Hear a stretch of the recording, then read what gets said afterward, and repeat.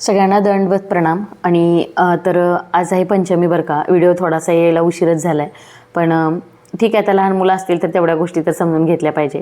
सकाळी बाबा ऑफिसला गेले होते, शिवण्याला सुद्धा सुट्टी नव्हती, ती पण स्कूलला गेलेली. टिफिन वगैरे सगळ्यांचे दिले होते, दोघांचे पण. आणि आता माझा आवरून मी छान अशी देवपूजा करायला घेतली होती. देवपूजा तर झाली होती, पण हे छान असं ना, घरच्या जास्वंदीच्या झाडाला मस्त फूल येते आणि दररोज एकच फूल येते, तेवढंच माझ्या देवापुरतं. आणि हे माझं बिट्टू आणि मी, आम्ही दोघीच घरी असतो, त्यामुळे छान देवपूजा केली. जास्वंदीचं फूल आणलं आणि देवाला ठेवलं. ज्या गोष्टी आपल्या घरच्या असतात ना, त्याचा आनंद खरंच काही वेगळा असतो बरं का. मग ते एखादं फूल असो किंवा एखादी भाजी असो. तर चला, पंचमीची छान देवपूजा झाली होती. आणि हे जे माझं पिल्लू आहे ना, हे सारखं म्हणजे दिवसभर माझ्या मागं फिरत असतं.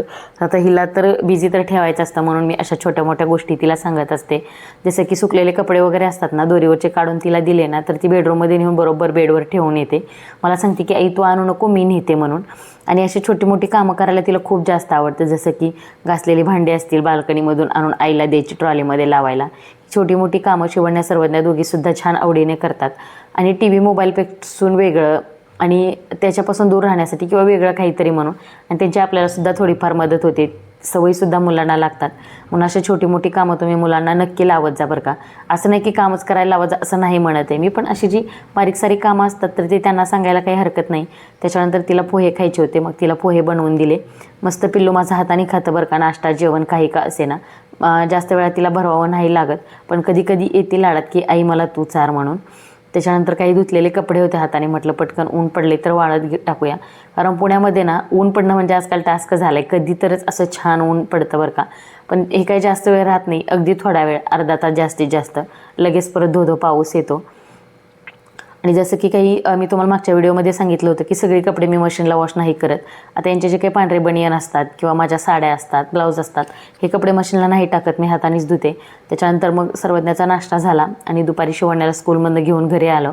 आता स्कूलमधनं घरी आलं की आमच्या मॅडमच्या काही ना काही अशा ॲक्टिव्हिटी सुरू असतात.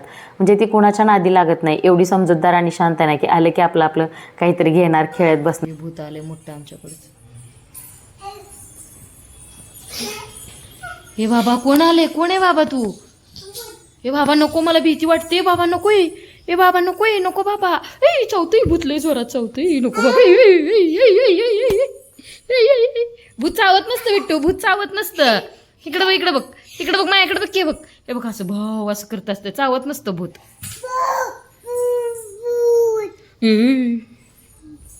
भूत भाव येतोय, भाऊ येतोय, असं आलाय भूती बाबा. आवडीची भाजी नसली की असा टिफिन रिटर्न येतो. एकच टिफिन संपवला होता आणि संध्याकाळी नाहीच्या बाबांचा सुद्धा टिफिन असाच रिटर्न येणार, का तर आज मी भोपळ्याची भाजी दिली होती म्हणून.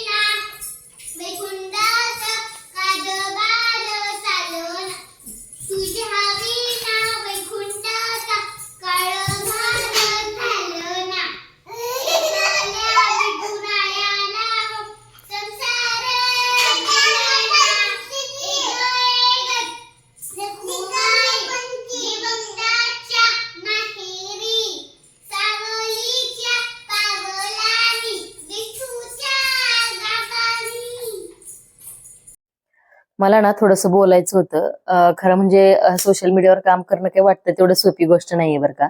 पण म्हणजे मी स्वतः करते, त्याच्यामुळे मला माहितीये. आता बाकीचे सुद्धा बरेच कंटेंट क्रिएटर आहेत, असं नाही की करत नाहीत. प्रत्येकाला काम असतं आणि याच्यामध्ये स्ट्रगल खूप आहे, वेळ सुद्धा तेवढाच जातो आणि खूप किचकट आहे. महत्वाचं म्हणजे पूर्ण डोक्याचा वापर लागतो इथं. व्हिडिओ एडिटिंग असेल, काही का असेल ना, सगळ्या गोष्टींसाठी. जर लहान मुलं असतील ना तर ह्या गोष्टी खरंच शक्य नाहीयेत. म्हणजे त्यांना बघणं आणि मग ह्या सगळ्या गोष्टी करणं खरंच इम्पॉसिबल आहे बरं का. पण मला म्हणजे माझ्याकडे 2 चॅनल आहेत माझे आणि 2 चॅनलवरती काम करणं तर सोपं नाहीये.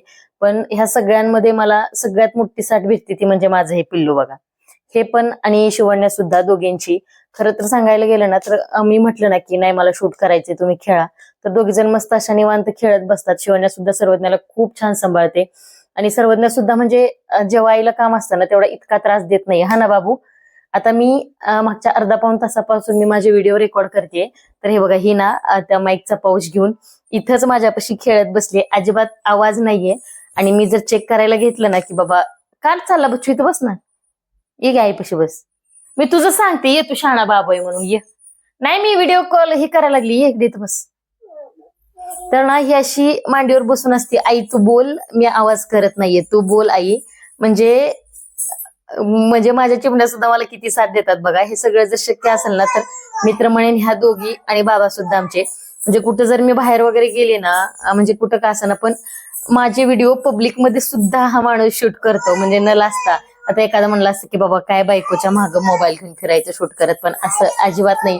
मी म्हणलं ना बाबा व्हिडिओ घ्या, तर ते बरोबर कॅप्चर करतात. मग मी मार्केटमध्ये जाऊ दे, कुठं का जाईना बाहेर, पण असं जर सपोर्ट करणारे माणसं असतील ना तर आपण नक्कीच पुढे तर जाऊ शकतो. आपल्याला फक्त कष्ट करायचंय.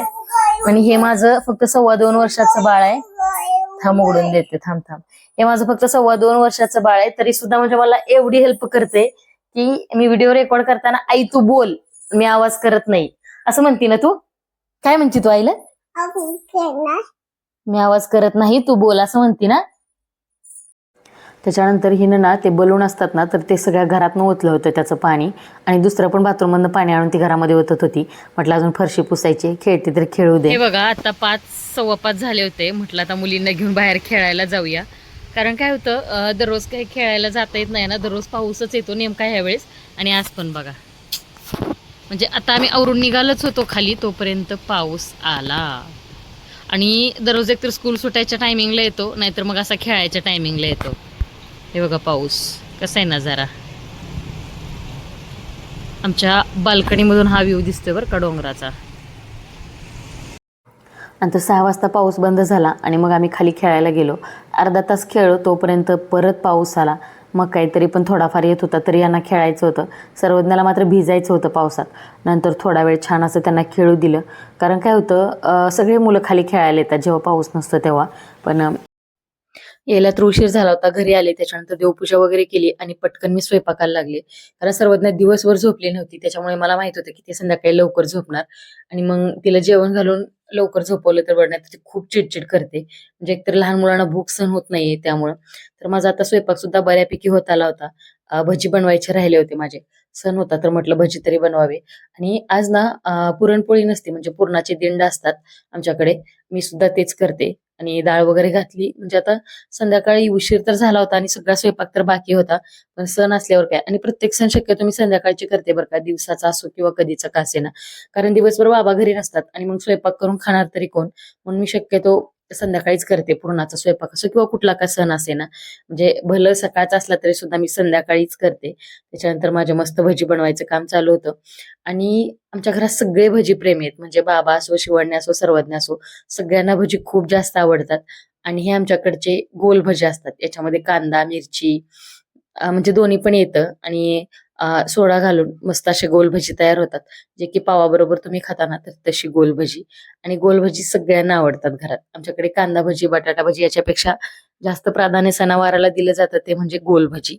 आणि एकदम खमंग चविष्ट अशी भजी तयार केली होते. आता इकडे पुरणाचे दिंड पण मी उकडायला ठेवले होते. आणि माझ्या बाबूला खूप कंटाळा आला होता, भूक लागलेली, झोप लागलेली, काहीच कळत नव्हतं. आणि आई पण पाहिजे होती तिला, म्हणून मी तिला काकरला घेऊनच राहिलेली, बाकीची सगळी कामं केली. आता 2च दिंड बनवले होते, खायला आम्ही दोघच. आणि आमच्याकडे देवाला नैवेद्य वगैरे नसतो बरं का, असं उपार दाखवतो, म्हणजे पूर्ण जेवणाचं ताट भरून असतं आणि तेच देवाला उपार दाखवायचा. तर इथं माझा सगळा स्वयंपाक झाला होता, पण ताट भरताना लक्षात आलं की कुरवडी तळायची विसरली, म्हणून पण म्हणलं ठीक आहे, आता उशीर झाला होता. मस्त असं घरचं साजूक तूप, येळवणीची आमटी होती, पुरणाचे दिंड होते, भात होता, चपाती, भजी आणि दूध आणि तूप असा मेनू होता पंचमीचा. तर मस्त छान असा देवाला उपार वगैरे झाकून घेतला मी.